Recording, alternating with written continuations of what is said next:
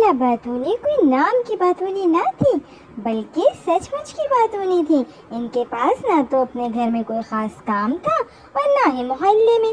لے دے کے اگر کوئی کام تھا تو وہ تھا باتیں کرنا۔ کوئی ان کو مل جائے بس پھر کیا ہے، وہ زمانے بھر کی ایسی ایسی باتیں کرتی، دنیا جہان کے ایسے ایسے قصے سناتی کہ آخر کار لوگ تنگ آ کر اپنی راہ پکڑ لیتے۔ خالہ میں کوئی عیب نہ تھا، صرف زیادہ باتیں کرتی تھیں۔ یہ وہ جانتی تھیں لیکن یہ ان کی عادت تھی۔ اب بھلا وہ اپنی عادت کیوں کر چھوڑ سکتی تھی؟ خالہ میں کئی خوبیاں بھی تو تھیں۔ یہ تو ان کی یہاں کوئی قدر نہیں۔ اگر وہ کہیں باہر ہوتی تو انگریز ان کی باتیں سن کر ضرور انہیں انعام و اکرام سے نوازتے۔ آج خالہ صبح سویرے پریشان تھیں، نہ جانے ان کے ساتھ کیا معاملہ تھا۔ درخت کے پاس کھڑی کسی کی راہ تک رہی تھی۔ محلے میں بھی کوئی چہل پہل نہ تھی۔ لوگ صبح سویرے ہی نماز سے فارغ ہو کر گھروں کو روانہ ہو چکے تھے۔ ایسے میں وہ کچھ سوچ رہی تھی کہ وہاں سے ننھا ٹیپو گزرا۔ ارے ٹیپو، ادھر آ بیٹا۔ خالہ تو جیسے اسی کی منتظر تھی۔ کیا بات ہے خالہ؟ وہ ان کی آواز پر ایک دم رک گیا اور ان کی طرف بڑھنے لگا۔ کہاں سے آ رہی ہو؟ خالہ، مسجد میں تھا، نماز کے بعد سپارہ پڑھ کر آ رہا ہوں۔ شاباش میرے بچے، اللہ تمہیں مزید نیک بنائے۔ ہاں خالہ کہو۔ ٹیپو کو نیند آ رہی تھی۔ وہ سوچ رہا تھا کہ خالہ کہیں اس کو اپنی باتوں میں الجھا کر کسی بڑے کام کے لیے نہ بھیج دیں۔ بیٹا، پوچھنا یہ تھا کہ تمہارا فریج تو کام کر رہا ہے نا؟ ہاں خالہ بالکل۔ تو پھر برف بھی جما رہا ہوگا؟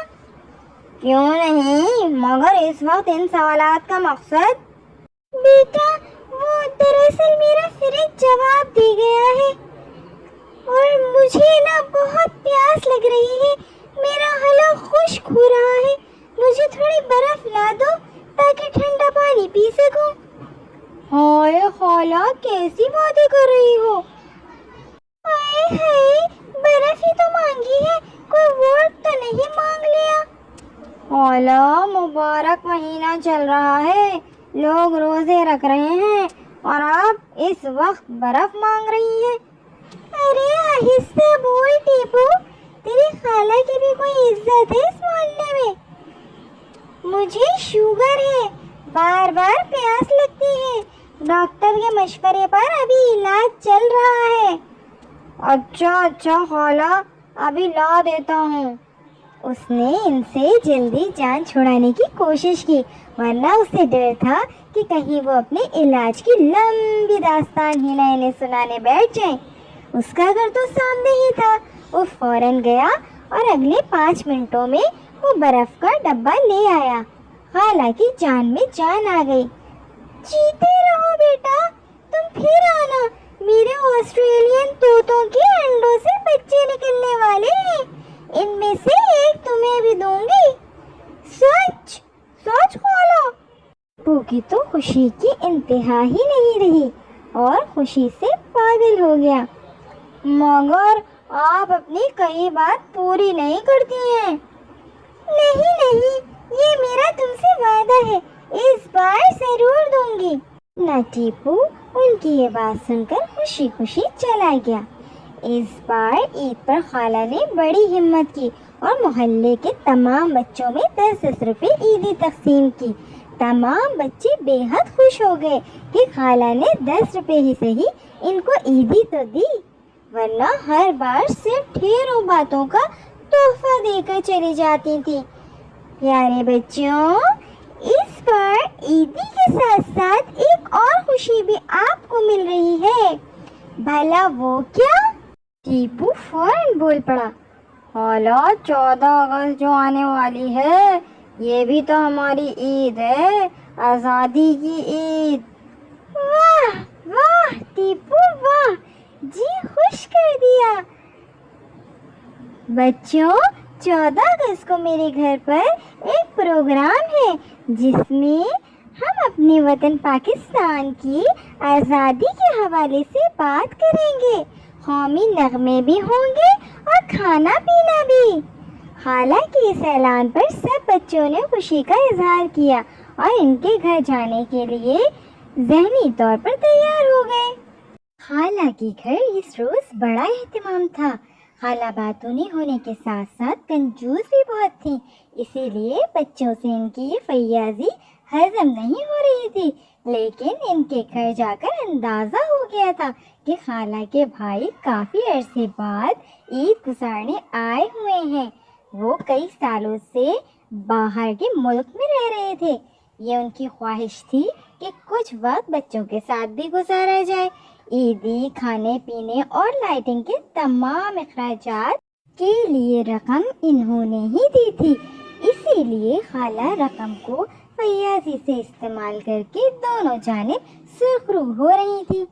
आज़ादी वाले दिन जब सब बच्चे जमा हो गए तो डॉक्टर साहब ने इनसे बातचीत शुरू की। प्यारे प्यारे बच्चों, मैं वतन से दूर ज़रूर हूँ, लेकिन अपने वतन के बारे में सब कुछ जानता हूँ। क्या आप इस बारे में कुछ जानना चाहेंगे? हाँ, हम जरूर जानना चाहेंगे। तुम सब यहाँ पर जमा ही आज़ादी का दिन मनाने के लिए हुए हैं और मैं ये चाहता हूँ कि पाकिस्तान के हवाले से आप लोगों की मालूमात में कुछ इजाफा हो। हाँ, तो मैं तुम्हें बताता हूँ कि कोई भी किसी को आज़ादी तोहफे में नहीं देता, बल्कि उसके लिए जानो माल, अपना घर बार और औलाद घर सब कुछ लुटाना पड़ता है। ये हमारी अजीम कायद मोहम्मद अली जिन्ना की भरपूर और मिसाली कोशिशें थीं कि उन्होंने मुसलमानों को एक प्लेटफार्म पर जमा किया और हिंदुस्तान के मुसलमानों को एक आज़ाद और खुद मुख्तार वतन तोहफे में दिया। इस सिलसिले में बहुत सारे बुजुर्गों की कुर्बानियाँ भी लाजवाब हैं। हमारी नई नस्ल को अपने बुजुर्गों की इन कुर्बानियों को ना सिर्फ याद रखना चाहिए, बल्कि अपने आप को दुश्मन के किसी भी गलत इक़दाम से निपटने के लिए तैयार रखना चाहिए। इतने में टीपू ने सवाल कर दिया। अंकल, अगस्त के महीने की हमारी तारीख में क्या अहमियत है? बेटा, 14 अगस्त 1947 वो तारीखी दिन था जब इस्लामी जमहूरिया पाकिस्तान दुनिया के नक्शे पर उभर आया।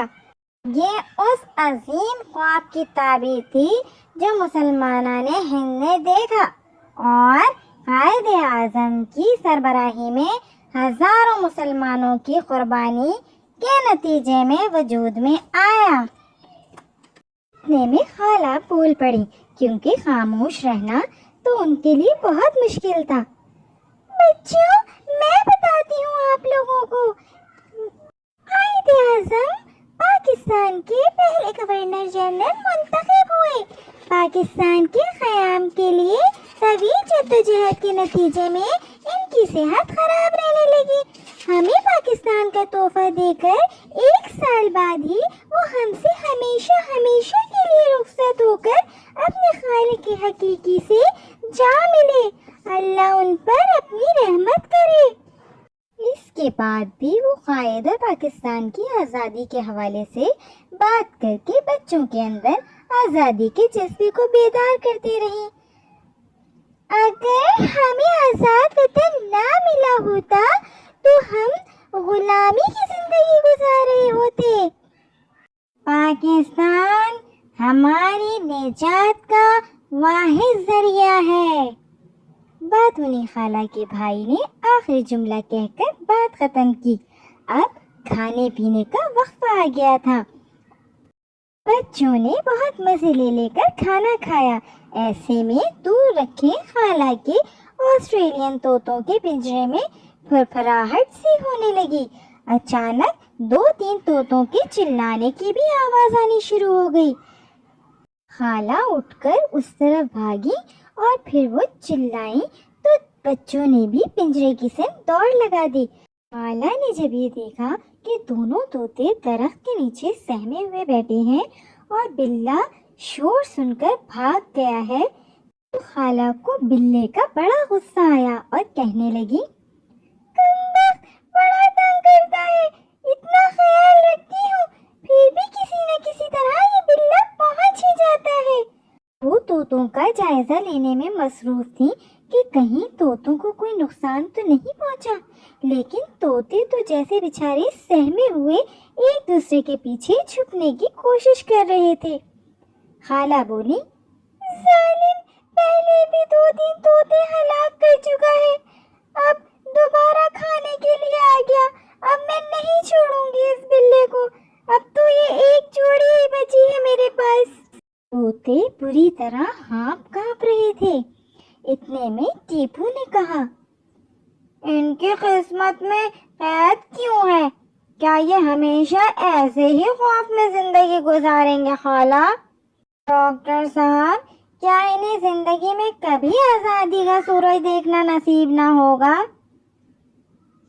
डॉक्टर साहब ने कहा, मैं भी यही सोच रहा हूँ कि ये अपनी जिंदगी इसी पिंजरे में गुजार देंगे। हमने आज़ादी का दिन मनाया है आज, आज़ादी की बात की है, तो फिर इन गरीबों का क्या कसूर है कि ये कैद में रहें? आज हम सबके हाथों से इन परिंदों को आज़ाद करेंगे। अब बच्चे थे और तोते थे। कुछ ही देर में वो तमाम तोते आज़ाद होकर ऊंची फिजा में परवास करने लगे। खाला ने अपने हजारों रुपए के कीमती तोते आज़ाद करके एक मिसाल कायम कर दी थी। खाला को हजारों की रकम तो दोबारा ही मिल जाएगी, लेकिन तोतों को आज़ाद करके इन्हें और बच्चों को जो लाखों और करोड़ों रुपए की खुशी मिली थी, वो बहुत अनमोल थी।